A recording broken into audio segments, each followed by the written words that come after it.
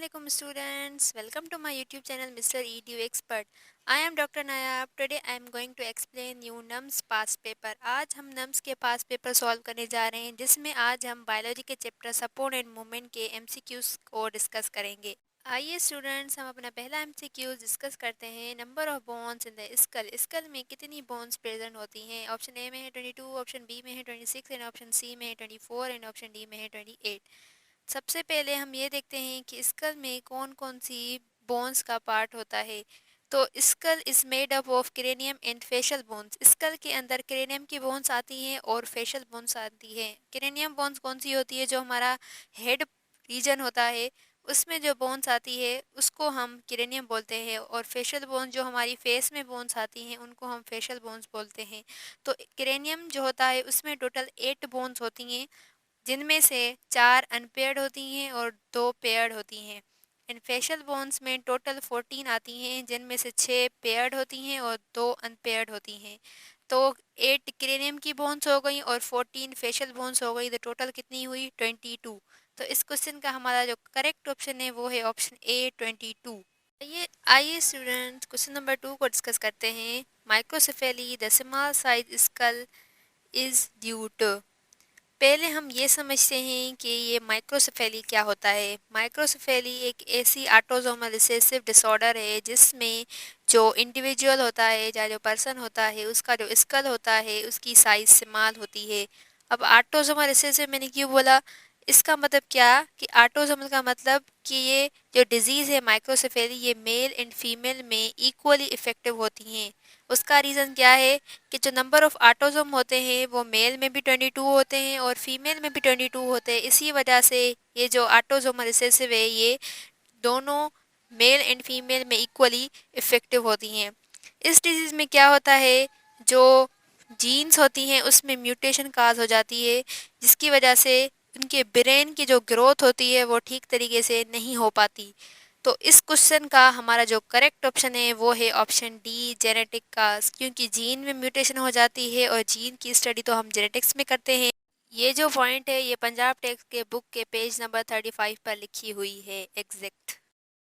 Question number 3 को discuss करते हैं। The individual with hare lip show which of the following condition.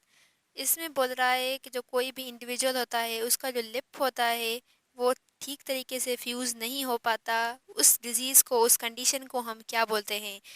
तो उस कंडीशन को हम बोलते हैं क्लेफ्ट पैलेट। इसमें क्या होता है, जो आपका ऊपर वाला जबड़ा होता है या आपका जो तारू होता है वो आपस में फ्यूज़ नहीं हो पाते, जिस वजह से जो अपर लिप होता है उसमें गैप हो जाता है। तो उस डिजीज़ को हम क्लेफ्ट पैलेट बोलते हैं। तो इस क्वेश्चन का हमारा जो करेक्ट ऑप्शन है वो है option C cleft palate. Question number 4 को डिस्कस करते हैं। Scapula is the bone of. Scapula किसकी बोन होती है? इस क्वेश्चन को समझने से पहले मैं आपको एक पॉइंट बता दूं। तो हमारा स्केलेटन सिस्टम होता है उसके टोटल 2 पार्ट्स होते हैं। एक होता है अपेंडिकुलर स्केलेटन और एक होता है एक्सियल स्केलेटन। जो आपको येलो कलर में शो हो रहा होगा वो होता है हमारा एक्सियल स्केलेटन, और जो आपको ब्राउन कलर में शो हो रहा है वो होता है हमारा अपेंडिकुलर स्केलेटन। इसमें क्या होता है, वो पॉइंट्स जिसमें हमारा जो एक्सियल स्केलेटन है वो अपेंडिकुलर स्केलेटन से कनेक्टेड होता है उस पॉइंट को हम गर्डल बोलते हैं।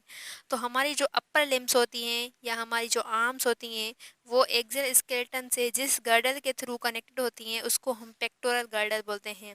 और जो हमारी लोअर लिम्स होती हैं, मतलब हमारी जो लेग्स होती हैं, वो जो एक्सियल स्केलेटन से कनेक्टेड होती है उसको हम पेल्विक गर्डल बोलते हैं।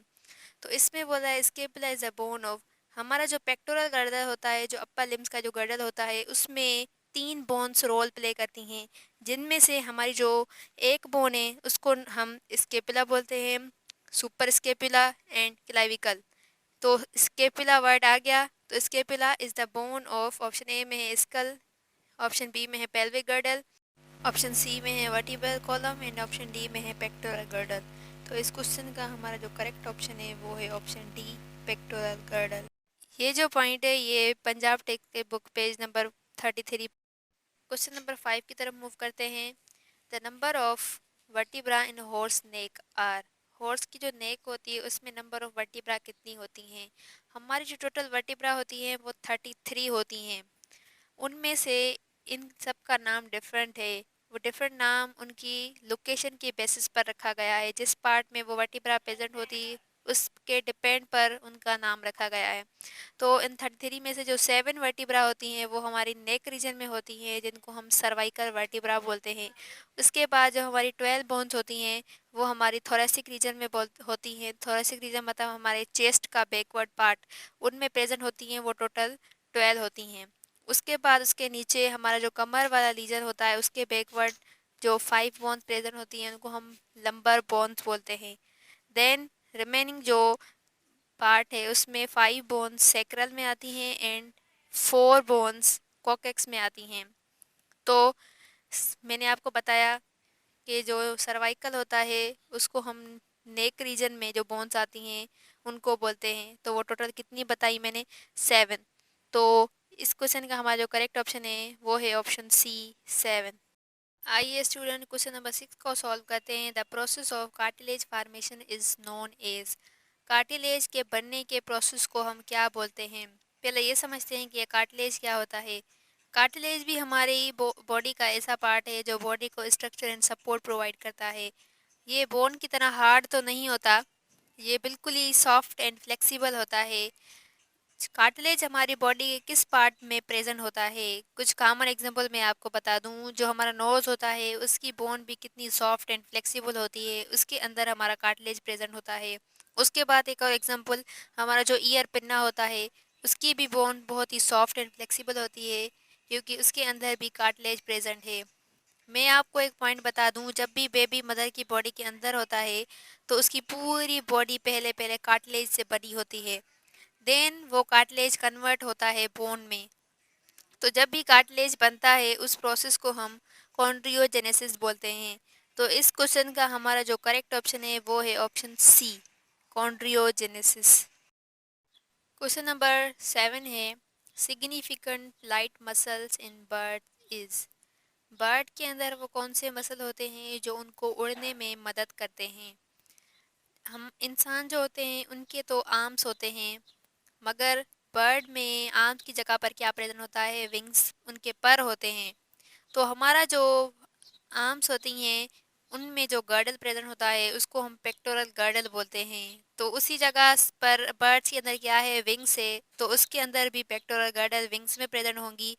तो जो मसल इस पेक्टोरल गर्डल के होगा उसको हम पेक्टोरल मसल बोलेंगे। तो बर्ड्स में जो फ्लाइट के लिए जो सिग्निफिकेंट मसल होते हैं वो पेक्टोरल मसल होते हैं क्योंकि वो विंग्स से उड़ते हैं। तो विंग्स की जगह पर तो पेक्टोरल गर्डल होता है और वहाँ पर तो पेक्टोरल मसल प्रेजेंट होते हैं। तो इस क्वेश्चन का हमारा जो करेक्ट ऑप्शन है वो है ऑप्शन ए, पेक्टोरल। नेक्स्ट क्वेश्चन की तरफ मूव करने से पहले अगर आपने हमारे चैनल को सब्सक्राइब नहीं किया है तो प्लीज़ सब्सक्राइब कर लें और बेल आइकन को लाजमी लाजमी क्लिक करें ताकि हमारी जो नेक्स्ट वीडियोस की नोटिफिकेशन है वो आपको इजीली रिसीव हो सके। अगर आपने हमारी वीडियो को लाइक नहीं किया है तो प्लीज़ लाइक भी कर दें। क्वेश्चन नंबर 8 को सॉल्व करते हैं। Type of sclerenchyma cells found in seed coat. Seed coat के अंदर स्केलेनकाइमा सेल्स का कौन सा टाइप प्रेजेंट होता है? पहले समझते हैं कि स्केलेनकाइमा सेल क्या होता है। प्लांट के अंदर दो तरह के सेल्स प्रेजेंट होते हैं, एक होता है कोलेनकाइमा, एक होता है स्केलेनकाइमा। जो कोलेनकाइमा होता है वो लिविंग होता है, उसके अंदर सेकेंडरी सेल वाल प्रेजेंट नहीं होती है। आपको तो पता होगा सेल वाल की टोटल 3 लेयर्स होती हैं, एक होता है primary cell wall, secondary cell wall and middle lamella. Collenchyma के अंदर सेकेंडरी सेल वाल प्रेजेंट नहीं होती है, इसी वजह से वो लिविंग होता है। देन स्केलेनकाइमा के अंदर सेकेंडरी सेल वाल प्रेजेंट होती है तो वो नॉन लिविंग कहलाता है क्योंकि जो सेकेंडरी सेल वाल होती है वो इतनी टफ होती है जो उसके कम्युनिकेशन को ब्लॉक कर देती हैं। तो इसी वजह से स्केलेनकाइमा सेल्स नॉन लिविंग हो जाते हैं। तो सीड कोड के अंदर स्केलेनकाइमा सेल्स का जो टाइप है वो होता है स्केलराइड्स। स्केलेनकाइमा सेल के टोटल 3 टाइप्स है, एक होता है फाइबर्स, स्केलराइड्स एंड वेसल्स। तो सीड कोड के अंदर जो स्केलेनकाइमा सेल का जो टाइप प्रेजेंट है वो है हमारा sclereids. Question number 9, which of the following is the part of pectoral girdle. Pectoral girdle का कौन सा पार्ट है?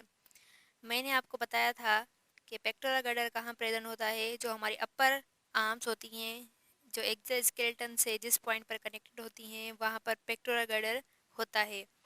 अब जो पेक्टोरल गर्डर होता है वो डायरेक्टली तो नहीं अटैच होता, एक वहाँ पर कैविटी प्रेजेंट होती है, एक गैप प्रेजेंट होता है, जिससे जो हमारा एक्सियल स्केलेटन है वो अपेंडिकुलर स्केलेटन के अंदर फिट होता है। तो जो ऑप्शन ए में है हमारा उस वो है पटेला। पटेला हमारा लेग बोन होता है, लेग के अंदर ये बोन प्रेजेंट होता है, इसको हम नी कैप भी बोलते हैं। और नंबर ऑप्शन बी पर है प्यूबिस। प्यूबिस भी हमारा लोअर रीजन का बोन है। ऑप्शन सी में है फीमर। फीमर भी हमारा लेग बोन है। और ऑप्शन डी में है ग्लेनोइड कैविटी। तो ये हमारा करेक्ट ऑप्शन है, ऑप्शन डी इज करेक्ट। तो जिस कैविटी के थ्रू हमारा जो अपर आर्म्स हैं एक्सियल स्केलेटन से कनेक्टेड होती हैं वो होता है ग्लेनोइड कैविटी।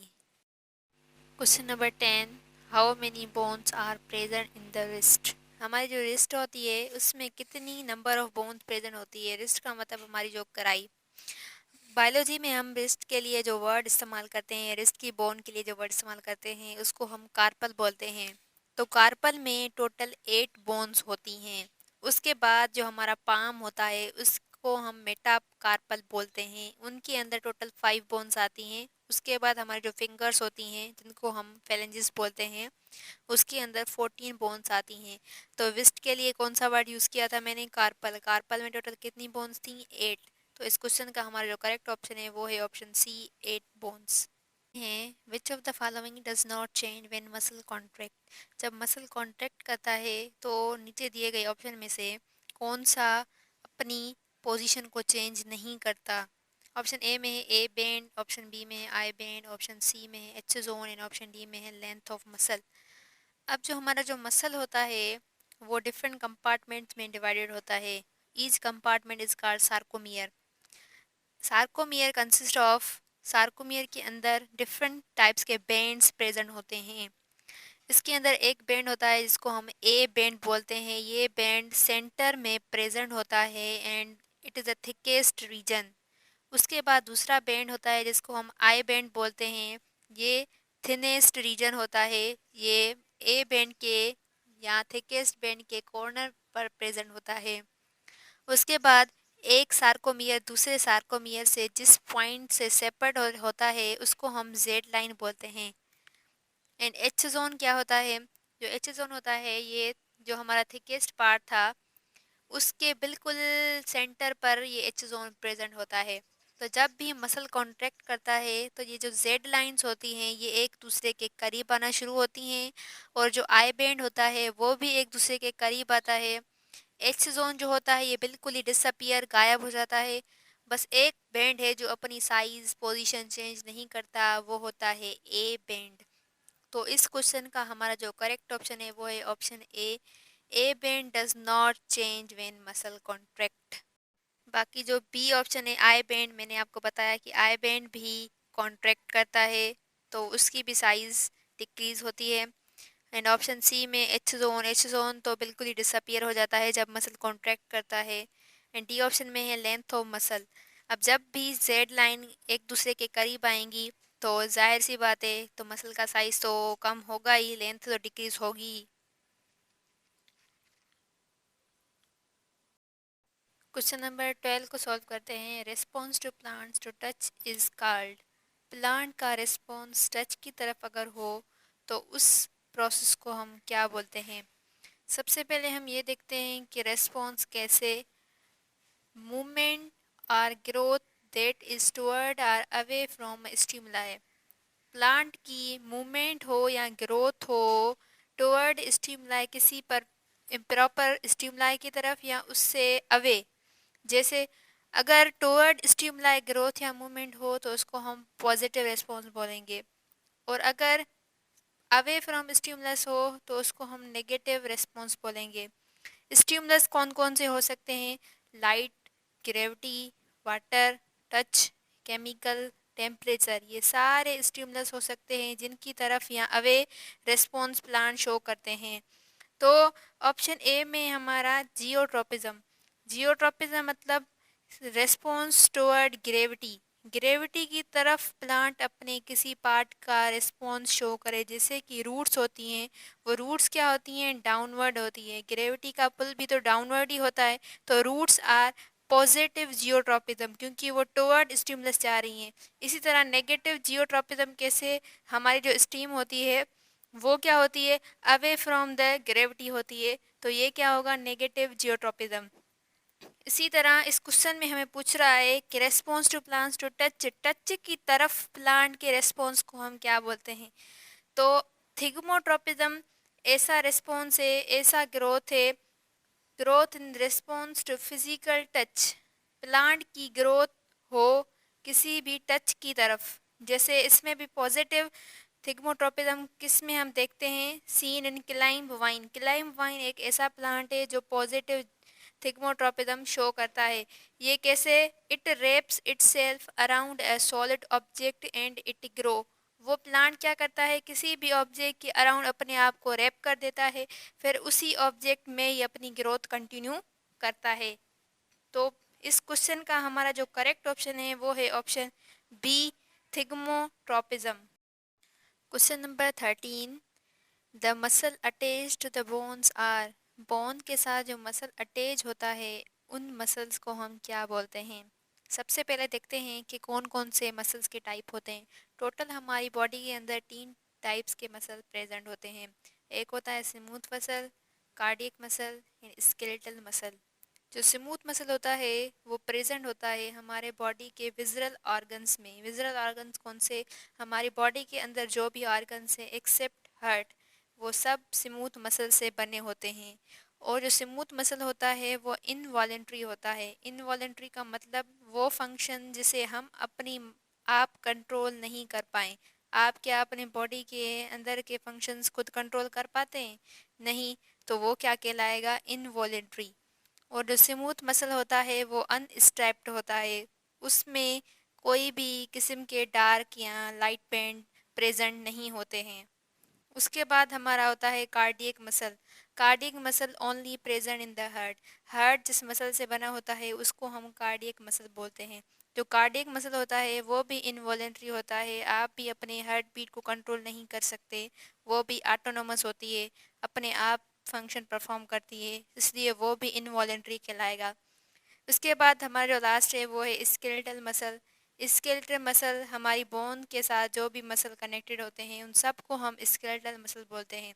जो स्केलेटल मसल होते हैं वो वॉलेंट्री होते हैं। वॉलेंट्री का मतलब क्या, जिनको हम कंट्रोल कर पाते हैं, आप अपने बॉडी के हर एक मसल को, हर एक बोन को मूव कर पाते हैं, तो वो क्या हो गया हमारा वॉलेंट्री। और जो स्केलेटल मसल होते हैं वो स्ट्राइप्ड होते हैं, उनके अंदर लाइट डार्क बैंड प्रेजेंट होते हैं, A band and I band present होते हैं, कार्डियक मसल में भी प्रेजेंट होते हैं। तो क्वेश्चन में पूछा है कि muscle attach to the bone, bone के साथ जो मसल अटैच होता है उसको हम क्या बोलते हैं। ऑप्शन ए में है वॉलेंट्री एंड स्ट्राइटेड। हाँ, स्केलेटल मसल जो होते हैं वो वॉलेंट्री भी होते हैं और स्ट्राइटेड भी होते हैं, ये ऑप्शन थोड़ा बहुत नियरेस्ट लग रहा है। उसके बाद ऑप्शन बी में है वॉलेंट्री एंड स्मूथ। जो स्मूथ मसल होते हैं वो वॉलेंट्री तो नहीं होते, वो तो इनवॉलेंट्री होते हैं, तो ये तो हमारा इनकरेक्ट ऑप्शन हुआ। ऑप्शन सी में है इनवॉलेंट्री एंड स्मूथ। हाँ, स्मूथ मसल इनवॉलेंट्री तो होते हैं, मगर हमारी जो बोन्स के साथ जो मसल्स अटैच होते हैं वो तो स्केलेटल मसल है, तो ऑप्शन डी में है smooth and striated. Smooth muscle जो होते हैं वो स्ट्राइटेड नहीं होते, तो और दूसरी बात तो बोन से जो मसल अटैच होते हैं वो स्मूथ मसल तो नहीं होते, वो तो स्केलेटल मसल होते हैं। तो इस क्वेश्चन का हमारा जो करेक्ट ऑप्शन है वो है option A, voluntary and striated.